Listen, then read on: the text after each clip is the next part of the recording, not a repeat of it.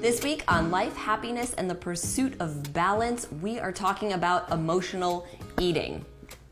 Okay guys, this is a big one. Emotional eating. A lot of people do it. They don't really understand why, and they don't know how to stop. So that is what we are taking on this week. First of all, let's talk about what emotional eating is. All it is anytime you are turning to food to suppress an emotion. So whether you're feeling angry, frustrated, lonely, sad, even sometimes happiness, you're using food to fill that emotion or to deal with that emotion. You're turning to it as a pick-me-up to make you feel better in that moment and to sort of escape from whatever it is that you are going through. That's all emotional eating is. And when we emotionally eat, we tend to feel like we are powerless over our food.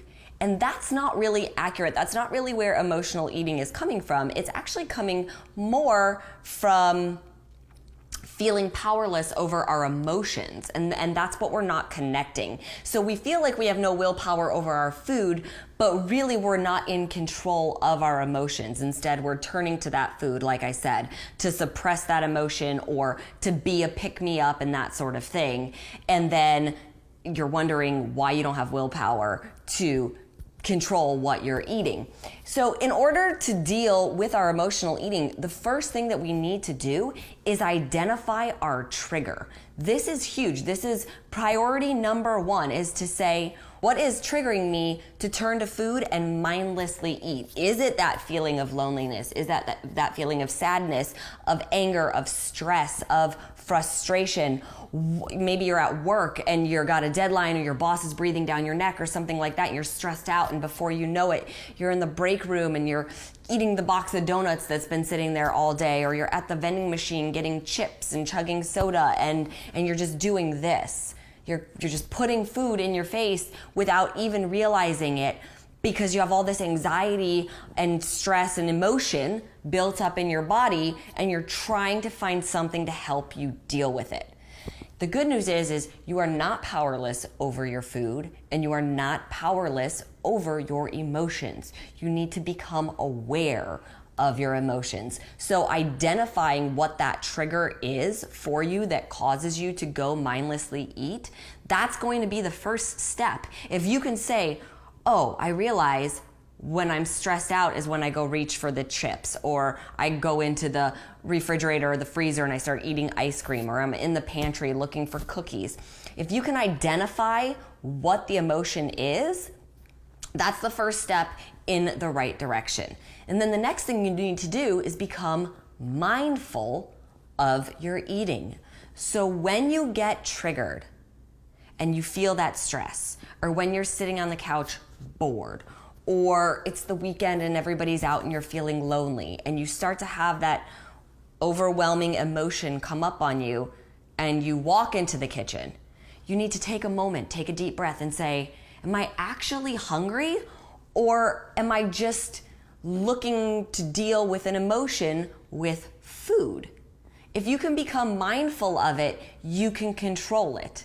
So just take that beat when it starts to happen. If you can pause before the food starts going in, because sometimes when that food starts going in, it's sort of like a black haze comes over you and you don't even realize you did it until you're done. That's the emotional eating. That's you not stopping to take control. So stop for a minute and take control and be aware. You guys, I am really bad, or I have been in the past. I was so notorious for suppressing my emotions. And I didn't do it with food. That wasn't necessarily my thing. I wasn't an emotional eater.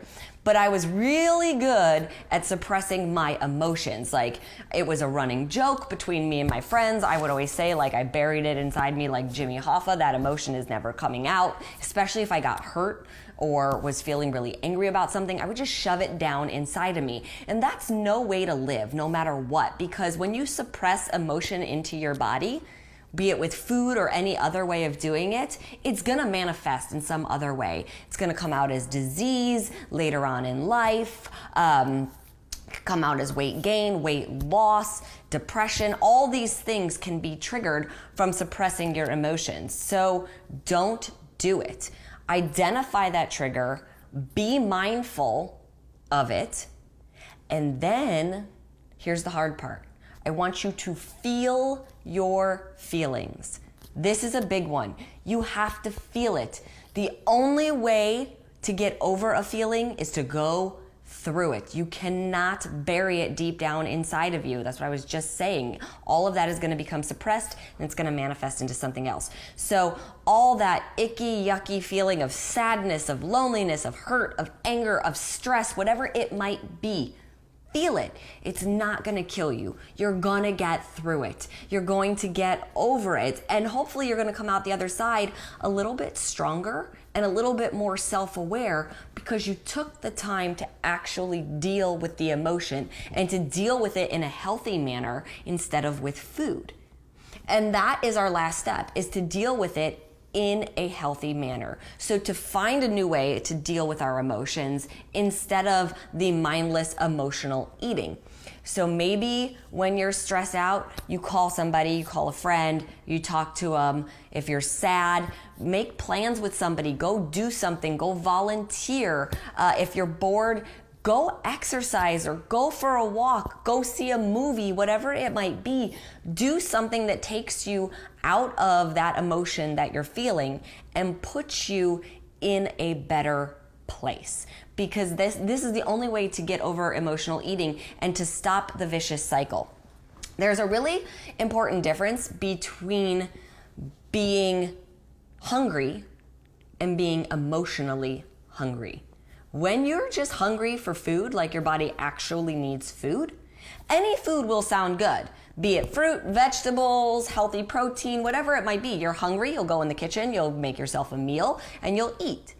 But when you're emotionally hungry, that's when you crave the sugary foods. That's when you crave the fatty foods, the chocolate, or you turn to the alcohol or things like that because you're looking for that quick stimulus, pick me up, make me feel better. And you might feel better for that second or two or minute or two while you're eating it, but then what happens? Then you feel horrible because you're like, oh my gosh, I just ate all this bad food for me.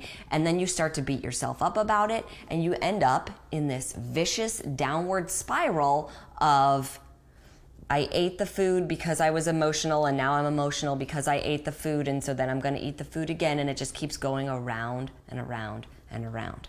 And we want to break that cycle. So again, what do you need to do to stop the emotional eating cycle? Let's just review it one more time. You need to identify the trigger. First and foremost, what is causing you to go eat those foods? What is the emotion that you're feeling? Then you need to become mindful of what you're feeling and how you're dealing with it typically. Then you need to feel all of those feelings so that you can deal with them. And then you need to pick a new, healthier way to deal with your emotions so that you're not turning to food for it. That's it, you guys. I know I made it sound really easy. I am also very aware that it is not that easy, but every day you take a step in the right direction, you become a little bit more mindful, you work a little bit harder not to turn to that food, and you make progress every single day because it's about progress. It's not about perfection. I hope this episode helps you become a little bit more mindful of yourself and of your eating habits. Thanks for tuning in. I'll talk to you guys next time. Bye.